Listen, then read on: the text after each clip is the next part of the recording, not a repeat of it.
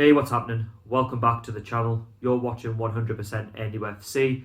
So this is the match review. It's just finished at the Emirates Stadium in the Premier League. Arsenal 4, Newcastle United 0.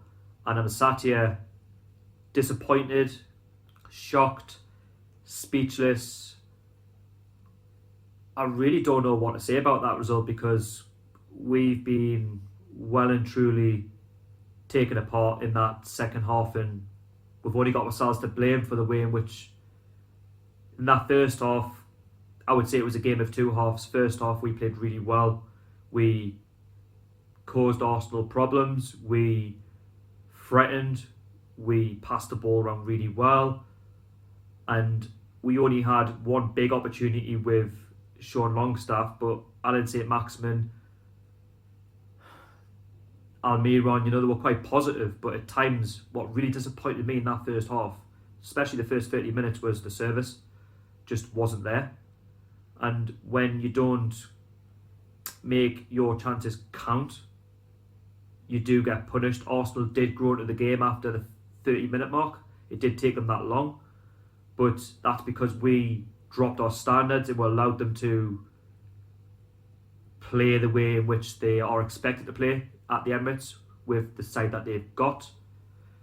And I did welcome the 0-0 scoreline at half time, because the longer that half went on, I did believe that Arsenal were going to go on and take the lead through not taking any chances that were got given, and Arsenal causing problems towards the end of it. Second half, I didn't recognise that Newcastle side from the first half. The first half we were first to every ball, grafting, defending, putting my body on the line, and making Arsenal panic. But second half, we made so many individual errors. That's why our squad is not good enough to finish in the top 7, never mind the top 10, because we lack so much quality in the forward end of the pitch, and that was evident in today's match, especially in the first half.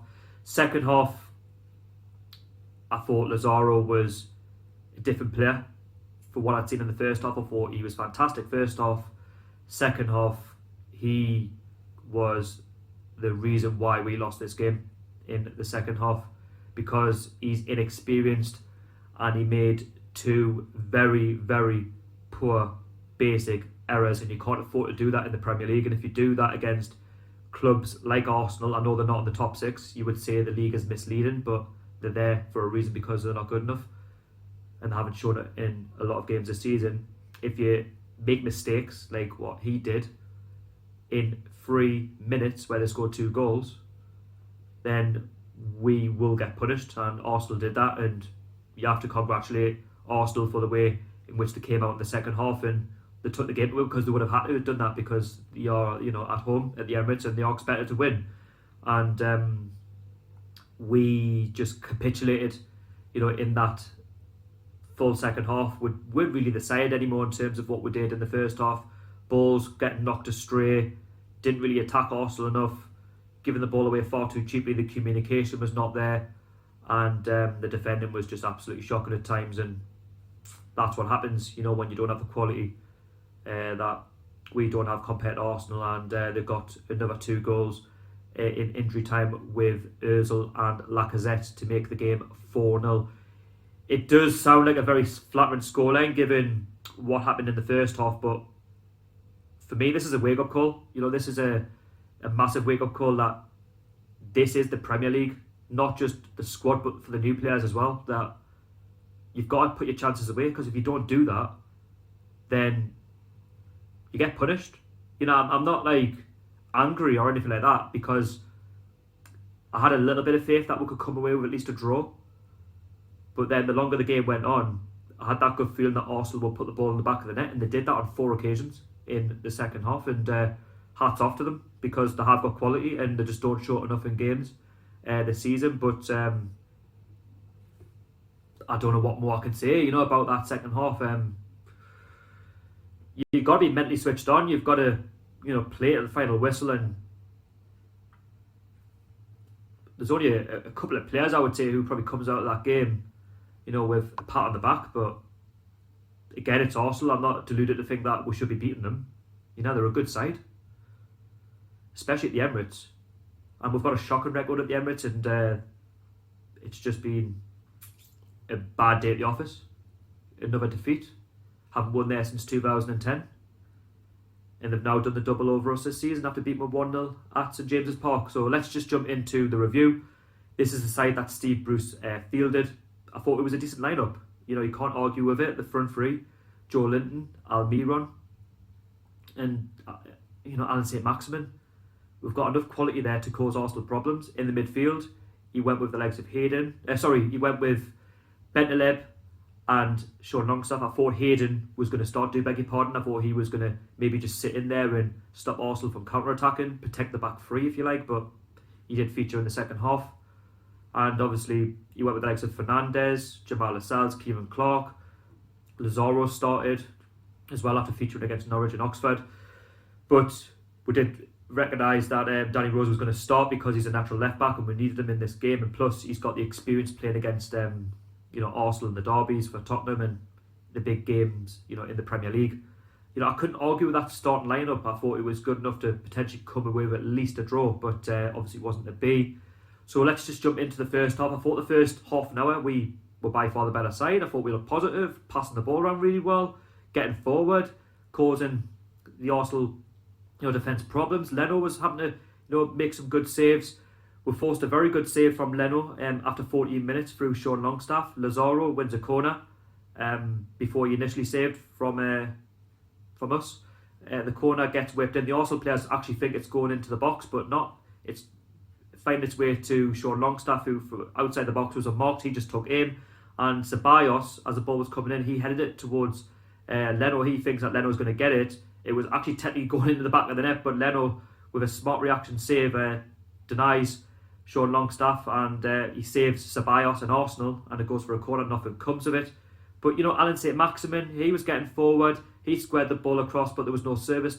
But I have to say, Joe Linton and Almiron, that first half an hour, I thought they were very strong. I thought they really took the game to Arsenal, but after half an hour, the tide started to turn towards Arsenal, the home side, and they grew into the match. And I have to say, going into half time, they probably could have went 1-0 up, and it would have been a cast of a run downfall had we not put the ball in the back of the net. So Aubameyang, he went close with an effort, good save by Martin Dubravka, and Nketiah had a ball fizzed into him, but he managed to adjust, and Dubravka managed to save it. Aubameyang had a deflected effort, which took a deflection off Kieran Clark, went for a corner, and then Arsenal had their big free kick when Alan St-Maximin caught his man. They won the free kick, Pepe took it, and Dubravka was equal to it, and he tipped it over for a corner. But then we managed to clear our lines, a few scary moments there, and it was 0-0. I was happy with that, but a little bit disappointed maybe that we didn't create a little bit more and maybe going 1-0 up when Arsenal were under the cosh. And second half, I had that good feeling that Arsenal were going to grow into it and that they were going to potentially go on and win the game, and my thoughts were made true. The first sort of couple of minutes, and Nketiah hit the crossbar when a ball was played across to him. The warning signs were there straight away, and we didn't learn from it. And then 53 minutes in, Valentino Lazaro made a huge mistake. Aubameyang actually scored Arsenal's first goal with a header. So Pepe, he picks up the ball on the right-hand side. The ball gets floated in, and Aubameyang has a simple header into the back of the net. Lazaro, for me, needs to mark up a lot better. He needs to try and clear that ball away. He hasn't. He's inexperienced. He hasn't played enough in the Premier League, and Aubameyang, with his experience, powers that into the back of the net. 1-0 Arsenal, and we've managed to go 1-0 down, and we've got a mountain to climb in. We've only got ourselves to blame for that. And then only 3 minutes later, on the 56th minute, we don't learn from our mistake. Lazaro again on the left-hand side. Saka picks up the ball. He manages to nutmeg Lazaro when he should be, making a tackle. Instead of standing his man, he needs to put the tackle in. He gets beat, and he squares it across to Pepe, who in the box has the freedom of the Emirates, and he slots it past Dubravka. 2-0, and I have to say game over at that point. We've stabbed ourselves in the foot on 2 occasions, and that's it. All that hard work in the first half an hour has gone just like that, and fair play to Arsenal, for taking the initiative. And then obviously Aubameyang, he has a chance. He manages to hit the crossbar when he's going for the far right post. But before that, of course, Alan St-Maximin, he manages to find the ball on the right-hand side. He squares it across to Kieran Clark. He thinks he's got the freedom to put it in the back of the net. David Luiz makes the interception, and Arsenal get away with one. We could have got one back there and then, but we didn't. And then Bruce rang the changes. Lazaro comes off. He was awful, by the way, that second half. A completely different player to the first half. Oh, he was a really good player there, but second half, awful. For Isaac Hayden, the game is pretty much done. I don't know why Hayden didn't start the game to start with. All ifs and buts. And then Fernandez is also off, and Richie comes on, so it's nice to see Matt back into the side. Alan St-Maximin is played in, and here's an effort. He hits the post, the right-hand post, and Willock is just not in, unfortunately, and Arsenal get away with one. So we could have had a couple of goals fired back, you know, in the space of, you know, 7 minutes, but Arsenal still 2-0 up, and they're cruising, you know, at this point. And then Arsenal continue the pressure. Ozil gets a third goal. Dubravka, for me, makes a huge mistake in the lead up to the goal, but the defence don't cover themselves up in any glory, and he taps in for 3-0. And Lacazette on the 90+5th minute, he manages to chip the ball into the back of the net to make it 4-0 to Arsenal.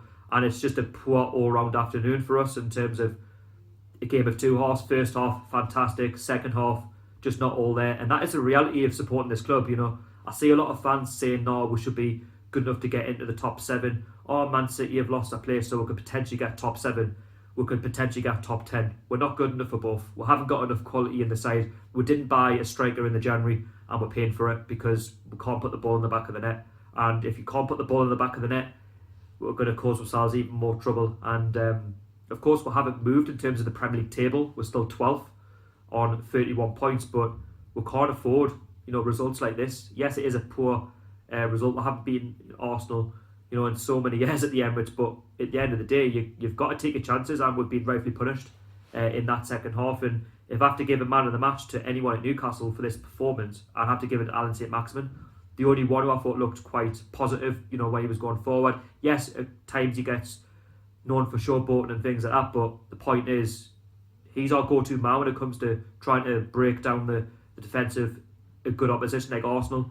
Yes, I know Almiron at times was lively, but at times he needs to pass a bit more instead of just, you know, getting tackled at the last minute. When he burst through, for me, he should either have taken the shot on or passed.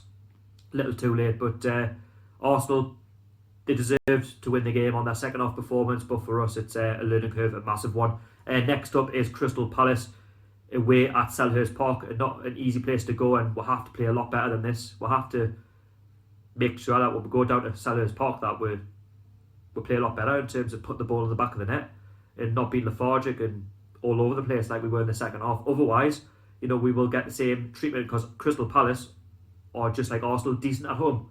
And if we're not careful, we will manage to get sucked into a relegation battle. I don't want that. I believe we're okay for now. But hopefully this is just a learning curve for the lads. So, yeah, full time from the Emirates. Arsenal 4, Newcastle United 0. Very disappointed. But what can you do? We'll have to move on from it. Well done, Arsenal. If you are new to the channel, please don't forget to go along and subscribe. If you haven't seen my Newcastle under-23s versus Arsenal under-23s derby vlog from St James's, a link will be down below in the description if you want to see that. It's had a lot of likes on it, a lot of views, so thank you for that. Subscribers have gone up the roof. And yes, thank you so much for watching. Follow me on social media, Instagram and Twitter, 100% NUFC. Give us a follow. I'll follow you back, and I'll see you all in the next video. Keep the faith. How are the lads?